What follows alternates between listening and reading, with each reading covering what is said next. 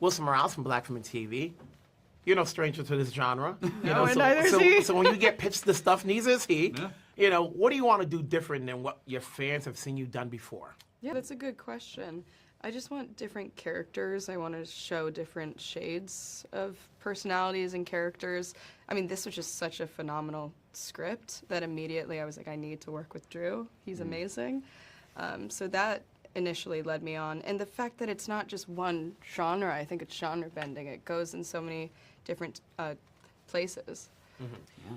And then yourself, obviously you've had your share of films and genre series. Sure. But what goes into saying, yes, we're not going to spoil what happens in this movie. No, but, and thank you for being conscious of that. So what goes into saying yes to taking on this role? No, I mean, a lot. I think, like Sophie said, it's one of the best scripts I've ever read. And I think the barometer for me for whether or not I want to be a part of something is, would I be a fan of this even if I wasn't involved? That's good. Well, if I'm not involved and it comes out, am I going to be like really jealous and upset that I didn't like try and go for it, And yeah, no, Drew. I read the script; it was sent to me, and it wasn't mine. I did have a meeting with Drew, and we met at this coffee shop, and I could tell he's going to be meeting other actors, but I think I came in so desperate. I was like, no, that's good. I was like, I love this movie. Passion. If you will have me, I'm yours. I'm Jack, by the way. It was very just because I think it's such a good story. Like she said, I don't even know what genre it is, and I love it. I know, yeah. It's so great. So having worked with Drew, what did you get after you finish production that helps you out skill set wise moving forward to whatever you do next? Ooh. Yeah, I just want to remain collaborative. I think that makes for the strongest movie.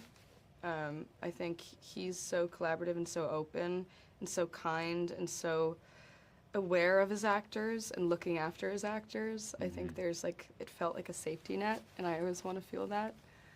I mean, I think I echo everything you say. Yeah, he's just above all else, he's so talented, but he's just such an incredibly nice guy. I know. And that's something we can't really control whenever we decide to take on a project.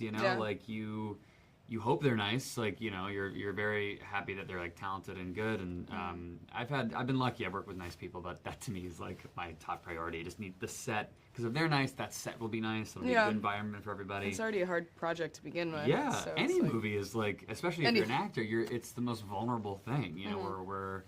We're out there. I don't know. You're bearing a lot of your soul. So it's nice to have someone that appreciates that.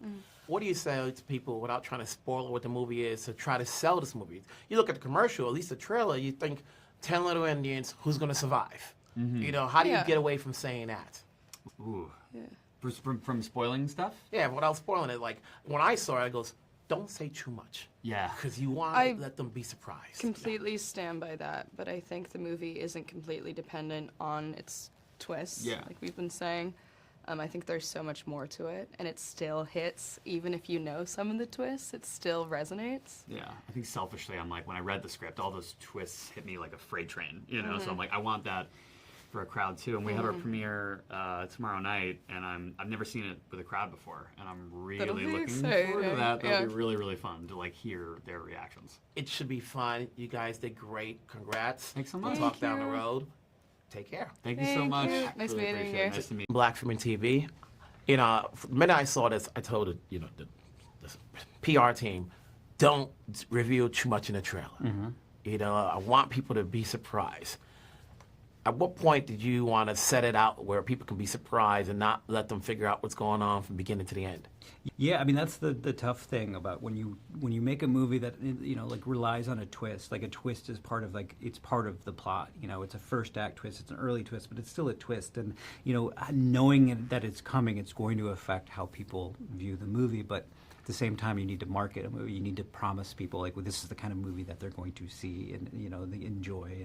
And so it's tough because you got to cut through the noise. There's a billion movies you can watch on Netflix. You have to sell what the movie's about. Long are the days ago where you could go, hey, no, just trust us. This is a good movie. Just go see it. So I would love to live in a world where no one knows anything about it, and I encourage people, if they're interested in, if knowing what they know right now, entices them enough to go see the movie, then go see the movie. Don't do any research, just see it. But if you're on the fence, you don't know, feel free to do some research, watch the trailer, and whatever gets them into the theater, I'm game. you know, when you bring in Sophie, anybody who's been a fan of her work are probably going to get an idea.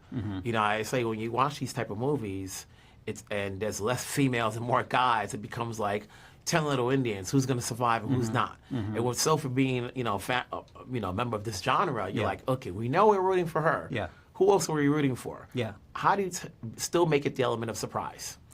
You lure your audience into, you know, an environment that it's familiar, and they start making their own judgments, you know, and then you start to subvert those judgments, and you want to get your audience to a place where they just give up trying to figure out where it's going, and they could just enjoy the narrative, because there is a certain way that people watch twist movies where they go, you know, you're not really immersed in the narrative. You're picking apart every decision that is being made. You're looking at every character and be like, oh, what's this guy? What's his plan? Who like, what is Sophie like? So once you do this reveal so early, people, I think, sometimes are like, oh, wait, what is this movie? Like I thought, you know, traditionally it'd be a third act reveal. This is way up front. This is in the first 20 minutes. So once you do that, and once you like, you're kind of giving your audience permission to just, you know, you don't have to play the game anymore. Just sit back and enjoy it, because this is going to take many different swerves that you're not going to be able to anticipate. Yeah. Having said that, you know, what's your takeaway once production was over, that like whatever you may do next, you don't want to copy what you did last, and people can expect you to do something different. Yeah, I mean, that'll be easy for me, because I get bored, you know, so I don't, you know, like if someone gives me an idea or a script or something that's in the AI world or robots, like I'm immediately going to get turned off. I'm always trying to, like, you know, learn and grow and try something new. So while I still want to work in like the genre space, I love horror, I love thriller, I love sci-fi. Like I would love to explore with it, but these ideas, they're, you know, I've done them, been there, done that, and I would really like to try something new, like something a little more straight horror, just, you know, exercise my brain to the storyteller and just you know, test the limits and see where I can go.